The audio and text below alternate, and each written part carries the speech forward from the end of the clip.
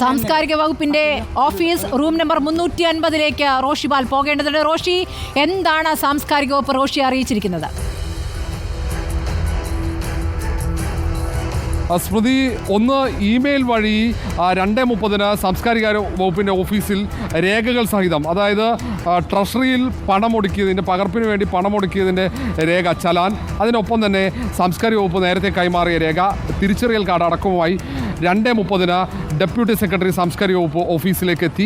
അവിടെ നിന്നും 233 പേജുള്ള ഹേമ കമ്മിറ്റിയുടെ റിപ്പോർട്ടിൻ്റെ പകർപ്പ് ഏറ്റുവാങ്ങാനാണ് നിർദ്ദേശം. ഏതായാലും സോഫ്റ്റ് കോപ്പി ഏറ്റുവാങ്ങണമെങ്കിൽ അതിന് പ്രത്യേക അപേക്ഷ നൽകണം എന്നാണ് ഇപ്പോൾ. അല്പസമയം മുമ്പ് ഡെപ്യൂട്ടി സെക്രട്ടറി സാംസ്കാരിക വകുപ്പ് എന്നെ വിളിച്ചിരുന്നു. ടെലിഫോൺ വഴിയും 2:30 എത്തണമെന്ന് നിർദ്ദേശം വന്നു. അതിനൊപ്പം തന്നെ സാംസ്കാരിക കാര്യ വകുപ്പ് ഓഫീസിൽ നിന്നും ഈ ഡെപ്യൂട്ടി സെക്രട്ടറിയുടെ PS-ഉം വിളിച്ചു, ഈ കാര്യം അറിയിച്ചു. 3 വഴിയിൽ എനിക്ക് സന്ദേശം ലഭിച്ചു കഴിഞ്ഞു. 2:30 ഓഫീസിൽ കൃത്യസമയത്തെത്തി ഈ പകർപ്പ് ഏറ്റുവാങ്ങണമെന്ന ഒരു നിർദ്ദേശമാണ് വന്നിരിക്കുന്നത്. പക്ഷേ ഇതിനെയും നേരത്തെ പ്രസാദ് നമ്മൾ ചർച്ച ചെയ്യുന്നത് പോലെ 1.5 മണിക്കൂർ ബാക്കി കിടക്കുന്നുണ്ട്. അതിൽ ഈ സജിമോൻ പാറയിലിൻ്റെ നിർണായകമല്ലേ റോഷി? നിർണായകമാണ്. കാരണം ഇതേപോലെയാണ് നമ്മൾ 2 വട്ടം ഈ ഹേമ കമ്മിറ്റി റിപ്പോർട്ട് പുറത്തുവിടാൻ തയ്യാറെടുത്തു.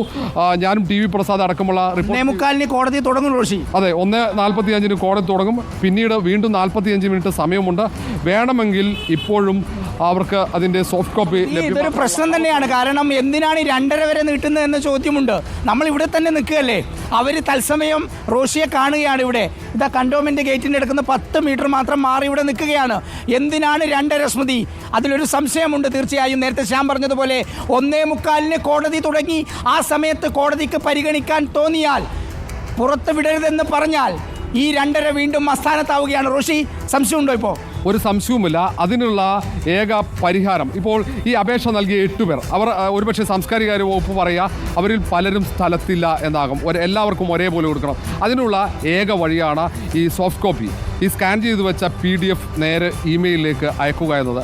അതോടെ പ്രശ്നം പരിഹരിക്കപ്പെടും. ഒരു മിനിറ്റ്. റോഷി പറഞ്ഞത് ഒരു പ്രധാനപ്പെട്ട പോയിന്റ് അല്ലേ സ്മൃതി? എല്ലാവർക്കും ചിന്തിക്കേണ്ടതല്ലേ? അതായത് നമ്മൾ നടപടി മുഴുവൻ പൂർത്തിയാക്കി. ഇതാ ഈ ചലാൻ അടച്ചത് കയ്യിൽ പിടിച്ചിട്ട് ഇത് ഏതാണ്ട് ഇതിന് ദ്വാരമായി തുടങ്ങി. അത്രയും ദിവസമായി നമ്മൾ കയ്യിൽ പിടിച്ചിട്ട് ഇത് വീണ്ടും കൊണ്ടുപോവാണ് നമ്മൾ.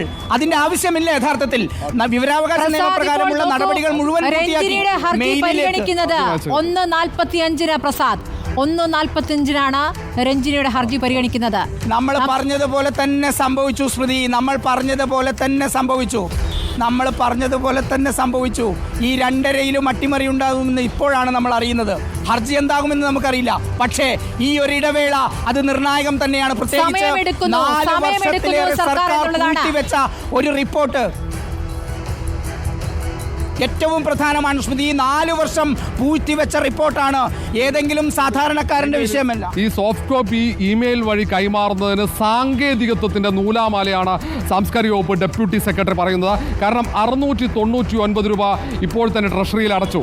ഈ ഹാർഡ് കോപ്പി വേണ്ടതില്ല, 75 രൂപ മാത്രമാണ് ഈ സോഫ്റ്റ് കോപ്പിക്ക് വേണ്ടത്. അത് പ്രത്യേക അപേക്ഷ നൽകിയാൽ മാത്രം അതിന് പണം പ്രത്യേകം അടക്കണം. അത് അപേക്ഷ നൽകി ഞങ്ങൾ ഇങ്ങോട്ടേക്ക് അറിയിക്കും പണമടക്കാൻ. അത്രയും സമയം ലാഗിയാൻ ഇപ്പോൾ നിങ്ങൾക്ക് ഹാർഡ് കോപ്പി തരും. ഈ ഹാർഡ് കോപ്പി എല്ലാവരും ഒരുമിച്ച് തരണമെന്നാണ് പറയുന്നത്. ആ 8 പേരും ഒരുമിച്ചെത്തി ഏറ്റുവാങ്ങണം. അത് ആ സമയം ഒഴിവാക്കാനാണ് നമ്മൾ ഇങ്ങനെ ഒരു നിർദ്ദേശം തന്നെ മുന്നോട്ട് വെച്ചത്. ഈ സിനിമാക്കാരുടെ കാര്യം പറഞ്ഞുള്ള റിപ്പോർട്ട് ഒരു സിനിമയുടെ ക്ലൈമാക്സ് പോലെ മാറി മറിയുകയാണല്ലോ റോഷി. ഒരു തരത്തിലും നമുക്കിപ്പോൾ ഉറപ്പിക്കാൻ കഴിയില്ല.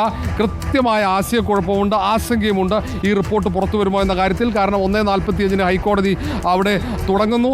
അവിടെ കോടതി എടുക്കുന്ന തീരുമാനം നമുക്കോ അല്ലെങ്കിൽ സർക്കാരിനോ അറിയില്ല. അങ്ങനെ ഒരു തീരുമാനം എടുക്കുകയാണെങ്കിൽ റിപ്പോർട്ട് വീണ്ടും ഇരുട്ടുമുറിയിൽ. ആ സ്മൃതി ഇതിൽ